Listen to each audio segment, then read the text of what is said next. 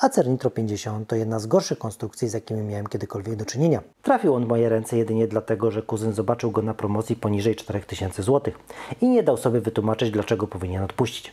Zastosowano tu chyba większość patologicznych rozwiązań z najniższej półki. Zapraszam na materiał ku przestrodze, a na koniec zobaczymy, czy jesteśmy w stanie złożyć coś lepszego w tej lub podobnej cenie. Zacznijmy od obudowy.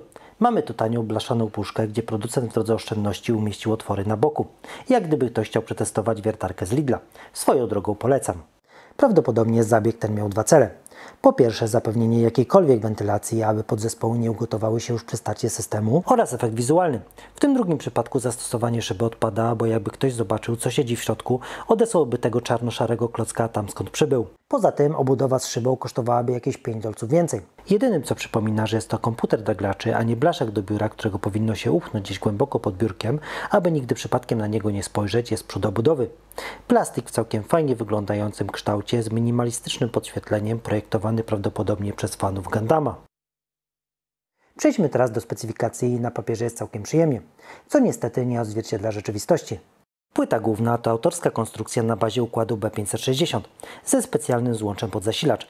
Generuje to dwa problemy. W przypadku awarii po gwarancji nie znajdziemy zamiennika lub będziemy musieli za niego słono przepłacić. Podobnie wygląda sytuacja w przypadku zasilacza. Jest on tak samo jak płyta dedykowaną konstrukcją z nietypowymi złączami, więc nie będziemy w stanie łatwo go wymienić. Procesor to Intel i5 11400F, więc bez wbudowanego układu graficznego. W przypadku awarii dedykowanej karty zostajemy bez komputera do czasu jej naprawy lub zakupu nowej. Co najgorsze, chłodzenie zastosowane w nim to odpowiednik boksowego kulera, który miałby problemy z temperaturami nawet dobrze wentylowanej obudowie, a co dopiero w tej skrzynce na narzędzia. Natomiast w kwestii RAMu mamy tu dwie kości marki Adata po 8 GB każda, o taktowaniu na poziomie 3200 MHz oraz dość kiepskich opóźnieniach. Na koniec zostawiłem kartę graficzną i jest to RTX 3060 Ti oparty o pamięci GDDR6 marki Hynix, niestety w wersji z tzw. blowerem, czyli chłodzeniem wyrzucającym ciepłe powietrze poza obudowę. Jest to niestety najgorszy rodzaj chłodzenia, dlatego nie spodziewam się pełnej wydajności układu, zwłaszcza po dłuższym czasie rozgrywki. A teraz zobaczmy, jak to wszystko ze sobą współgra w tej konkretnej obudowie. Pomiary w grach wykonałem na początku oraz po około 10 minutach, aby uświadomić Wam największą wadę tej konstrukcji.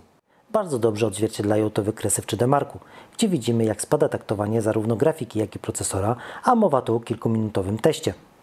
Dlatego od razu poruszę tu kulturę pracy i jest ona nieakceptowalna.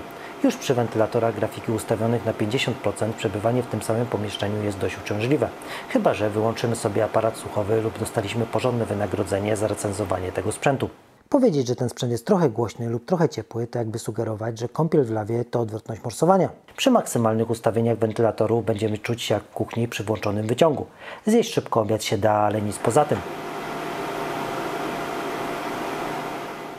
Pamiętajcie, że testy wykonywane były w pomieszczeniu z klimatyzacją ustawioną na 23 stopnie, a przecież nie każdy ma takową w domu lub miejscu pracy. Dlatego w dni takie jak dzisiaj ponad 30 stopni na zewnątrz oraz po pewnym czasie, gdy wentylatory zostaną pokryte już kurzem, będzie tylko gorzej.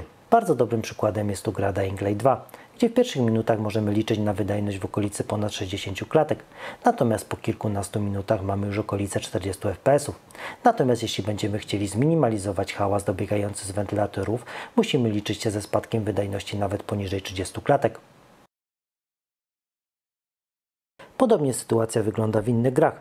Przykładowo w Cyberpunku już w samym benchmarku, jeśli ustawimy ręcznie wentylatory grafiki na maksymalnych ustawieniach, mogliśmy osiągnąć około 20% więcej w minimalnych FPS-ach.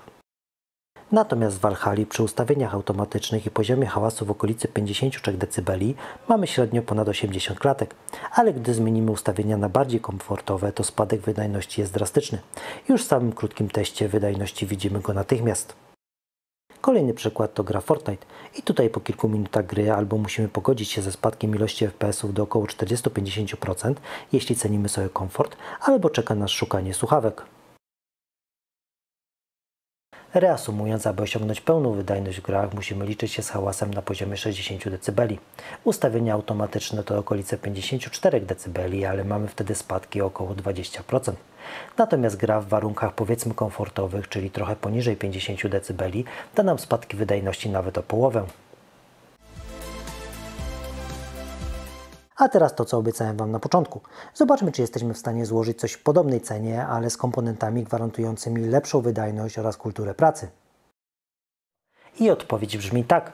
Biorąc pod uwagę cenę, w jakiej sprzedawany jest ten sprzęt normalnie, czyli około 4800 zł, w cenie około 200 zł niżej poskładamy komputer z komponentami objętymi dłuższą gwarancją oraz zapewniającymi lepszą kulturę pracy. Natomiast jeśli zainteresujemy się złożeniem czegoś na bazie konkurencyjnej platformy od AMD, zaoszczędzimy jeszcze kilka stówek. Najbardziej opłacalne będzie jednak polowanie na promocję i tutaj polecam stronę pepper.pl. To może uda nam się zbliżyć kosztami do ceny tego modelu w największych promocjach, czyli około 4000 zł. Na koniec podsumowując, odradzam zakup tego modelu. Pchanie się w ten komputer może miało sens, gdy karty graficzne kosztowały tyle co cała ta konstrukcja, ale nie w obecnych czasach. Największe wady tej konstrukcji to wysokie temperatury, spadki wydajności, kiepskie podzespoły, krótka gwarancja, ekstremalnie głośna praca oraz mała kompatybilność elementów. Zalety, ale to tak na siłę, wygląd od przodu, jeśli jesteśmy fanami serii Gundam. Mam nadzieję, że materiał Wam się podobał i okaże się dla Was pomocny. Jeśli tak, zostawcie łapkę w górę, aby nakarmić algorytm i aby więcej osób mogło go zobaczyć. Do zobaczenia!